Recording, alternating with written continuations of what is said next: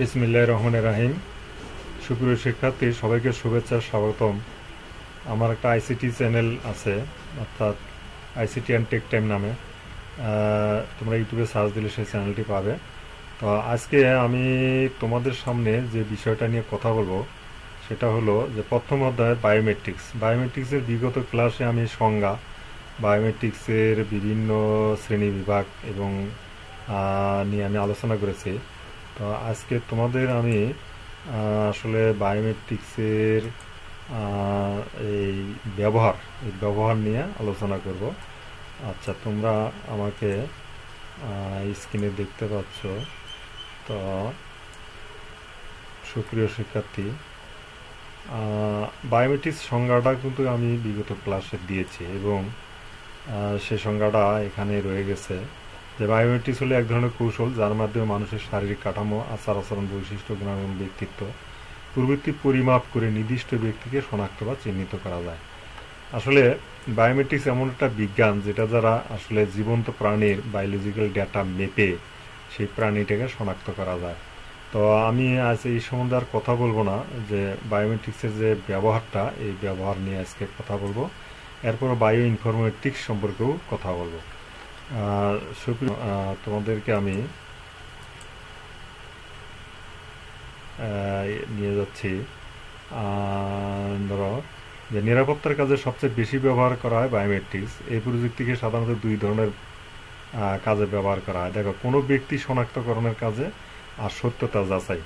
কোনো জিনিসের যদি সত্যতা যাচাই করতে হয় তাহলে বায়োমেট্রিক্সের মাধ্যমে করা যায়। আর কোনো ব্যক্তি শনাক্তকরণের কাজে এই মূলত এই দুটো কাজের মধ্যে আসলে এর অন্তর্ভুক্ত অনেকগুলো কাজ আছে।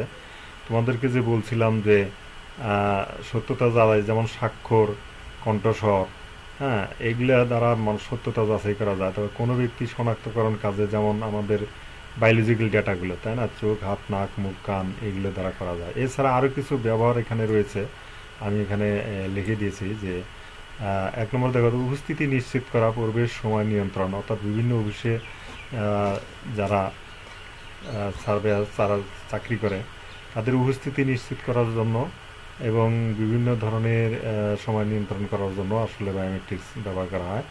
নিরাপত্তারক্ষী নিয়ন্ত্রণ, বাড়িতে, বাসা বাড়িতে বা দোকানে বা মার্কেটে যে নিরাপত্তা বা বিভিন্ন অফিসে যে নিরাপত্তা রক্ষী থাকে সেগুলোকেও এখান থেকে বায়োমেট্রিক্স নিয়ে হয়। পিতামাতা শনাক্তকরণে, সন্তান যদি তার পিতামাতাকে হারিয়ে ফেলে বা বাচ্চা ছোটো থেকে হারিয়ে যায় সেক্ষেত্রে কিন্তু পিতামাতা শনাক্তকরণে বায়োমেট্রিক্স ব্যবহার করা যেতে পারে। তারপরে ডিএনএ শনাক্তকরণে, অর্থাৎ ডিএনএর মাধ্যমে কিন্তু পরস্পর পরিচয় বাড়াবে, সেটা শনাক্তকরণ করা যাবে। এরপরে এখানে আরও আছে তোমার যেটাকে বলা হয় জাতীয় পরিচয়পত্র, পাসপোর্ট, মোবাইল সিম কার্ড, এগুলো শনাক্তকরণে কিন্তু বায়োমেট্রিক্স ব্যবহার হয়। কম্পিউটার ডেটাবেস নেটওয়ার্ক নিয়ন্ত্রণে ইত্যাদিতে বায়োমেট্রিক্স ব্যবহার করা হয়।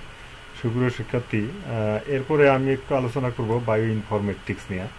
আসলে বায়ো ইনফরমেটিক্সটা হলো একটা আসলে বায়োমেট্রিক্সের পরিসংখ্যান, অর্থাৎ কালে বা যুগে যুগে বিভিন্ন তথ্য সংগ্রহ করে রাখার যে বিজ্ঞান, এবং পরবর্তীতে যাতে এই গবেষণাটা খুব সহজে করা যায় এই জন্য সেটি যে বিজ্ঞানটা সেটি হলো বায়ো ইনফরমেটিক্স। জীব সংক্রান্ত তথ্য ব্যবস্থাপনার কাজে কম্পিউটার প্রযুক্তি প্রয়োগকে বলা হয় বায়ো ইনফরমেটিক্স।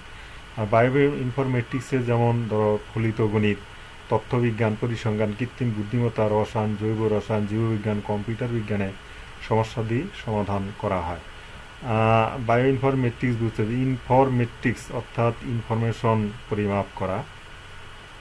এছাড়া বায়ো ইনফরমেটিক্সের নানান ধরনের ব্যবহার আছে। সেই শিক্ষার্থী, যদিও আমি এগুলি লিখে দিইনি, তবে আমি মুখে কিছু বলতেছি, যে ব্যবহারগুলো তোমরা ইচ্ছা করলে শুনে শুনে হয়তো খেয়াল রাখতে পারবে। যেমন প্যাটার্ন রিকগনিশন, ডেটা মাইনিং, জিন অনুসন্ধান বা থেরাপি, এখানে বায়ো ইনফরমেটিক্স ব্যবহার হয়। জিনোম সমন্বয়, জিনোম অর্থাৎ জানো যে বংশগতির যে বিদ্যা, জিনোম বা জিনোম সিকুয়েন্স, যেটা অর্থাৎ জিনের সিকুয়েন্স সেটাই। তারপর machine language algorithm, sequence alignment, প্রোটিনের সাংগঠনিক অ্যালাইনমেন্ট, প্রোটিন গঠনের ভবিষ্যদ্বাণী।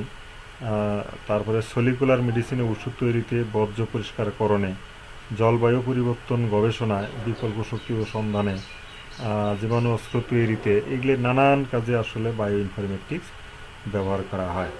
সুপ্রিয় শিক্ষার্থী, তোমরা পরবর্তী ক্লাস জেনেটিক ইঞ্জিনিয়ারিং পাবে।